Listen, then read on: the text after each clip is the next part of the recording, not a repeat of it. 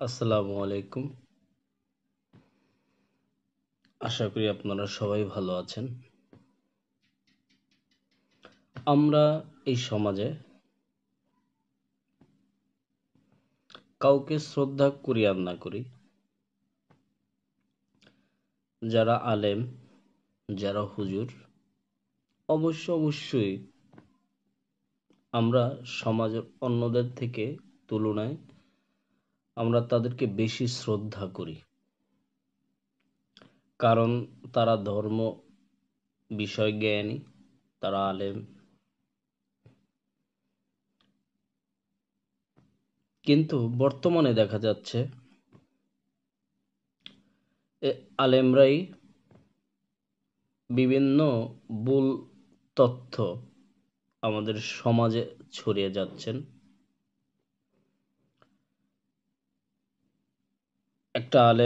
একজন আলেম কথা বলবেন, আমরা সর্বদাই বিশ্বাস করি তারা সঠিক কথা বলবেন। এমন কোনো কথা বলবেন না যা মানুষের মনে প্রশ্ন জাগে বা কখনো সেই কথা মিথ্যে প্রমাণিত না হয়। আমির হামজা সাহেব বাংলাদেশের নামকরা বক্তা, ওয়াজ করে থাকেন। ৫ই আগস্টের পরে ওনার বক্তব্যগুলো অন্যরকম হয়ে যায়। ৫ই আগস্টের পরে ওনার বক্তব্য ছিল অন্যরকম, এখন হয়ে গেছে অন্যরকম। সেদিকে আর নাই গেলাম। তিনি বলেছেন ঢাকা বিশ্ববিদ্যালয়ের মহসিন হলে নাকি গত ১৬ বছরে কোনো আজান হয়নি। কেন আজান হয়নি? আজান হয়নি, আজানের কারণে নাকি ছাত্রলীগের যারা নেতা ছিলেন বা কর্মী ছিলেন তাদের নাকি আজানের কারণে ডিস্টার্ব হতো ঘুমে ভোরবেলায়, এই জন্য নাকি আজান হতো না। এইসব এই কথা শুনে সবাই হতভম্ব একটা অবস্থা। আসলেই কি তাই? বিগত ১৬ বছর আজান হয়নি ছাত্রলীগের কারণে।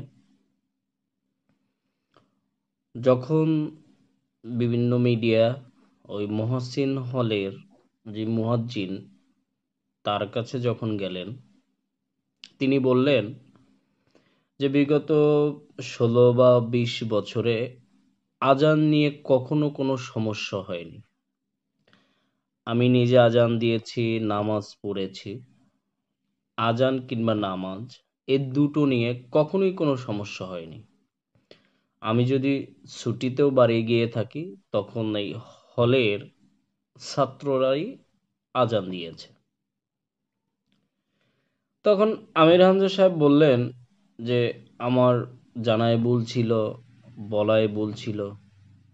আসলে একজন হুজুর যখন কথা বলবেন, পাবলিক প্লেসে যখন কথা বলবেন, অবশ্যই এটাকে সঠিক তথ্য নিয়েই কথা বলা উচিত। নট অনলি হুজুর, এবং যারা পাবলিক ফিগার, যারা সর্বদা মিডিয়ায় কথা বলেন, তাদেরকে তথ্যবহুল তথ্য উপাত্ত দিয়েই কথা বলতে হয়। যখন আপনি কথা বলবেন সেই কথার সত্যতা যদি না থাকে তখন মানুষ আপনাকে হালকাভাবে নিবে, পরবর্তীতে কোনো কথাই আপনার বিশ্বাস করবে না।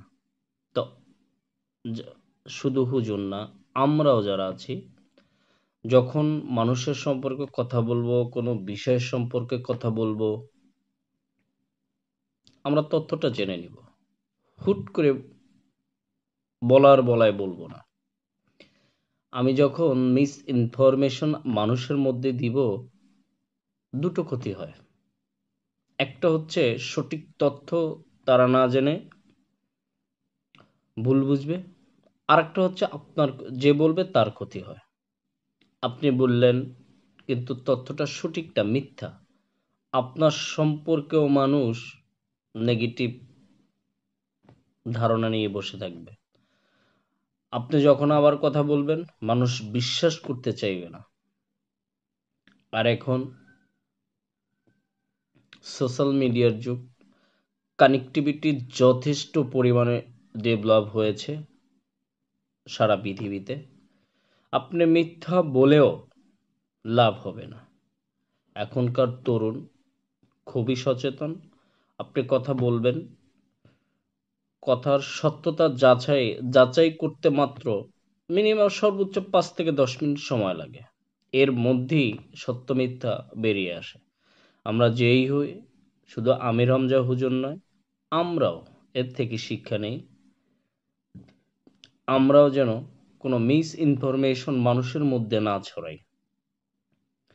কারোই সঠিক তথ্য জেনে মানুষের মধ্যে আমি বলবো, যদি বলার প্রয়োজন মনে করি, কারণ এতে উভয়েরই ক্ষতি হয়। আসসালামু আলাইকুম, সবাই ভালো থাকবেন।